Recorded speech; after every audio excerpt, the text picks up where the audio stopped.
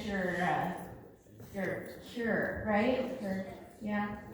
All right, cool. All right, we're going to get started this morning. I will be speaking in just a little bit, and Emily is going to be leading us in worship. So bear with me because we actually had another speaker lined up today, and then something got pushed back. Well, it just so happens that the other night I couldn't fall asleep. Surprise. And this message was laid on my heart. And so I wasn't expecting to flush it out so quickly, but so here we go. So I do want to pause and pray. So if you'll bow your heads with me. Dear Heavenly Father, Lord, I come humbly before you this morning. I'm not perfect.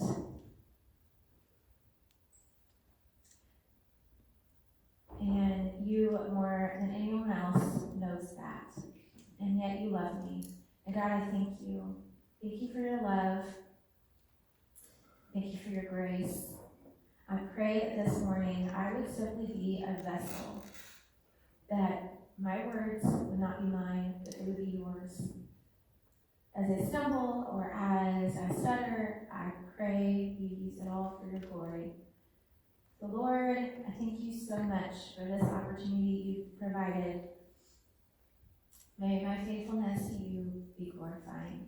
Lord, open our hearts and our minds to receive you this morning. And it's in your holy and precious name I pray. Amen.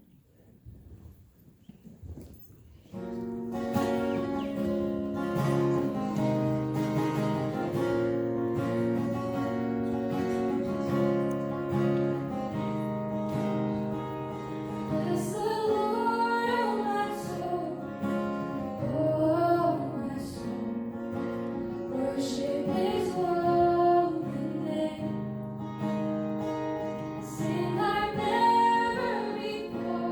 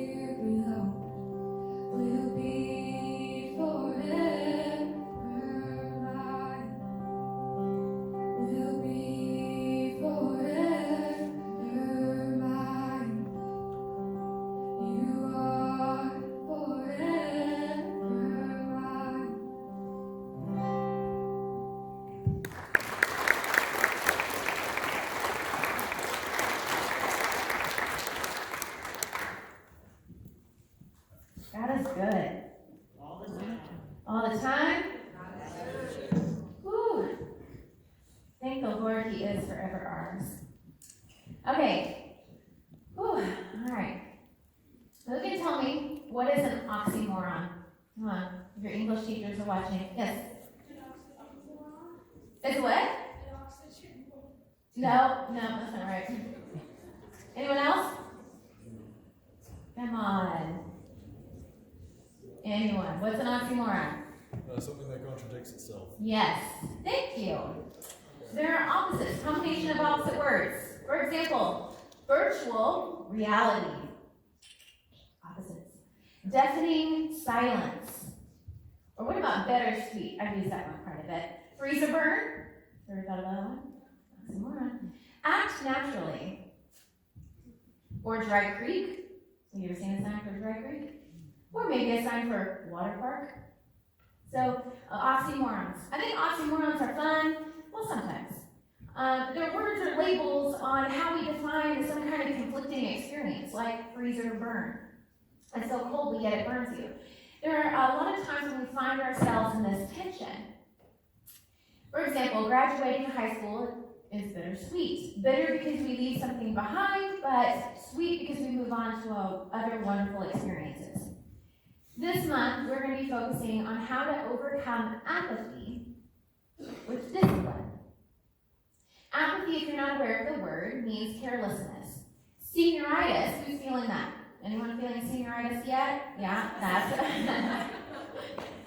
it's a form of apathy. It's when we find ourselves indifferent or feeling a lack of motivation. Okay, who's not a senior and feeling a lack of motivation? Yeah? It happens, or a lack of responsiveness. It often sets in at 2 points in life. So if life were a race, we could find ourselves feeling apathetic at the beginning of a race, when it seems like the track that is ahead of us ahead of us is too daunting to overcome. Or maybe at the end of the race, when we've already gone a great distance, but yet it seems like we don't have what it takes to finish it. Apathy and discipline are clearly two opposites. From my own experiences in my youth, but also my experiences with raising youth and working with youth, I've seen and felt the power of apathy. Okay, I'll be honest, even in adulthood. One of the biggest transitions in my life was when I became engaged. Okay? I am going to let you in on a little secret, and I might have shared this before, but I'm going to share it again because it will apply. I had the coolest last name. Okay? I'm just going to throw it out there. I'm going to be totally humble. I loved my maiden name. It was Monica Marie Modesto. Okay? And so MMM. And traveling and that kind of stuff, it worked well. It's so versatile in so many different Latin languages. In fact, when I was at the Vatican, you have to show your passport to go in, because the Vatican in Rome is its own country of itself. And so you have to show your passport, and the Italian guard goes, Modesto, did you know your name is Italiano? And I said, yes. And he was like, Modesto. It means Modesto. Thank you. You cleared that up for me. Well, it actually means modest, and so whenever it was coming time to get married, I really tried convincing him to take my last name, and for all the wrong reasons, okay? It wasn't because feminism or anything else, it was just simply because I liked her name. And I thought, it'd be better if he took it so I didn't have to change my last name. Well, I'll be honest, it wasn't very modest of me, and so he brought it to my attention and said, Monica Followell. Very funny. Well, turns out the most modest thing I could do was take the last name Followell, but I'll be honest, I hate sharing that name over the phone. It's so many O's and L's. And that deal, I lose track of the military phonics, whatever that code is, so then I just give up. So, well, anyways, what is the point I'm trying to make? So far, I've thrown out oxymorons, I've thrown out a maiden last name, and this concept of overcoming apathy with discipline. So where can we go with this? Well, here's my point. Apathy and discipline, although they are opposites on their own, they are both overcome. They are won or lost with the same factor. and that is belief. Belief is what informs our apathy, or belief is what informs our discipline. If we believe the race is too daunting, or that paper isn't worth the grade, then apathy wins and discipline is lost. If we believe that the burn is worth the muscle that it builds, then discipline wins and apathy loses. It's coming or originating from a place of belief. Belief has the power to build up discipline in our lives. And when discipline is built up, apathy is overcome. We have to believe in the discipline and in the character that it builds in us. But here's the kicker.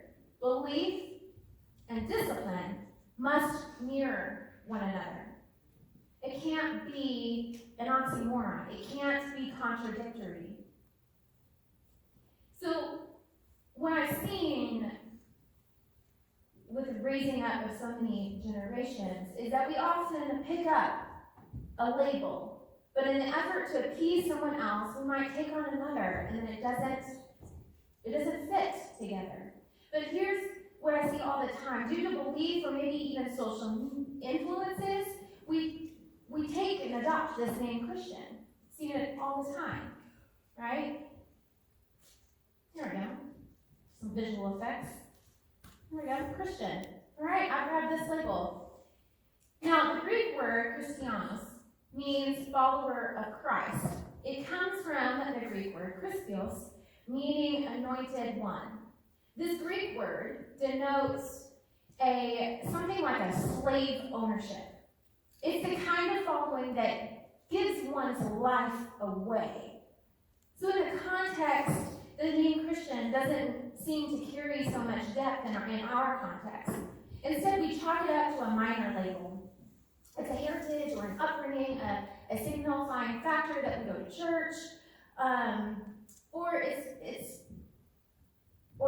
but not a name that defines every bit of your being, which is what it meant in the Greek. And so we slap on this name Christian, right? But then, because of some other influences, we decide but I also want to be a social media influencer. Okay? So I'm gonna put that on. My hair's gonna get in the way. See how much hair I lose this morning. So I'll do whatever it takes to get these followers. Or maybe I want to be a star athlete. Okay? So I'm gonna put that on. But my focus will be my body, my ability, my social standing on the team, and anything that chalks me up kind of to this pro-like athlete. I'll talk like it in the locker room. I'm going to act like it on the field. Or maybe I just want to be popular. I'm going to be loved. So I'll do whatever it takes, or dismiss any person who doesn't help me gain that popular standing with my class. Or maybe I want to be a valedictorian of my class. And when pressured, if my intelligence doesn't serve my goal, maybe I'll cheat to get there. Or hope, maybe just in the bottom of my heart, I'm hoping that my competition does worse on that upcoming exam. Or maybe I'm too afraid to try or fail. So I'll just skate by, hoping to go unnoticed. Or I'll be that bad kid, so that no one sees me for my failures. But I just kind of take nothing and live in complete apathy. Belief influences our discipline. And if that belief is negative or is based on a lie, apathy can take hold of our life. The name or label Christian isn't supposed to be buried beneath these other labels with conflicting disciplines. Sometimes we find ourselves having to strip ourselves of these labels. Using a lot here. Just going to take all that off. And so we're going to take these off going to evaluate what we believe. We're going to check truth and the discipline that follows. The early Christians didn't carry the name or identity lightly. The first century Christians, this name often brought death, persecution, imprisonment, torture. And so you didn't carry this label lightly. Instead, it carried such depth that it defined every part of you. It defined your business practice.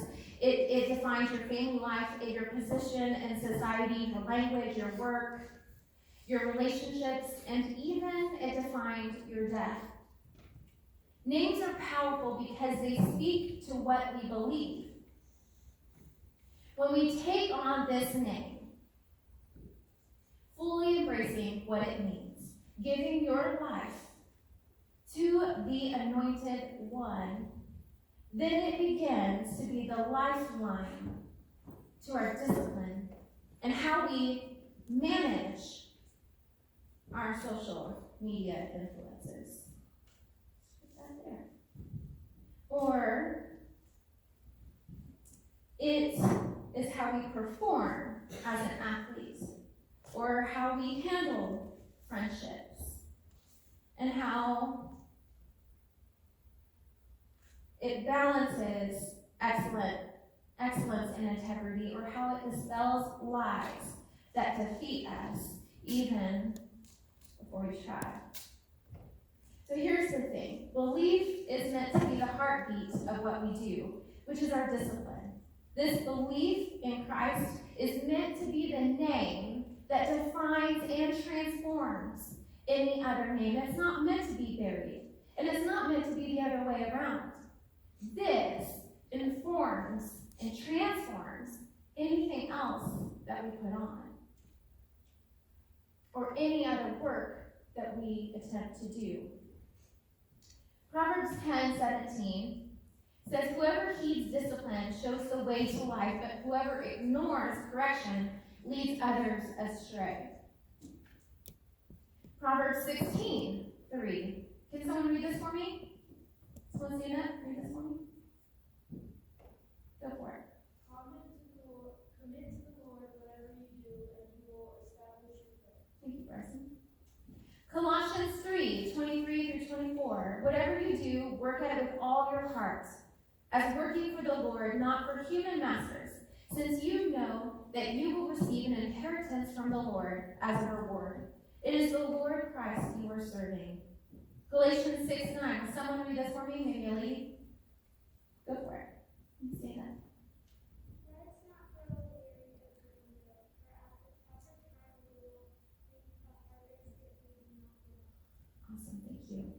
And John 13:34-35. "A new command I give you," this is coming from Jesus himself, "a new command I give you, love one another, as I have loved you, so that you must love one another. By this everyone will know you are my disciples, if you love one another." We need to care about what we believe. It shapes our discipline. The truth is, whether you own it or not, you are loved. You are treasured. You are purposed by God. If you love the Lord, loved as He is worthy of, then all of these other labels will be shaped by this one. This is not the kind of love that you walk away from unscathed or unchanged or without a response. It's the kind of love worth changing your name for. Please pray with me. Dear Heavenly Father, Lord, I just thank you so much that you are God who loves us so unconditionally. You have shown us how. You have shown us how this belief in you changes and shapes the people we are called to be. And so I pray that when we give our life to you, we give it all. From what we take in with our eyes, from what we put out with our mouths, from the work of the labor of our hands, or the direction of our feet. God, I pray that you guide us in it all. And that it would be made known that we are your disciples by the way we love one another. And so God, I pray that whatever belief is informing our apathy, I pray that it would be dispelled. That it would be removed. That we wouldn't believe lies that we are nothing, or believe lies that there's no purpose or point. But because of what you have done for us on the cross, that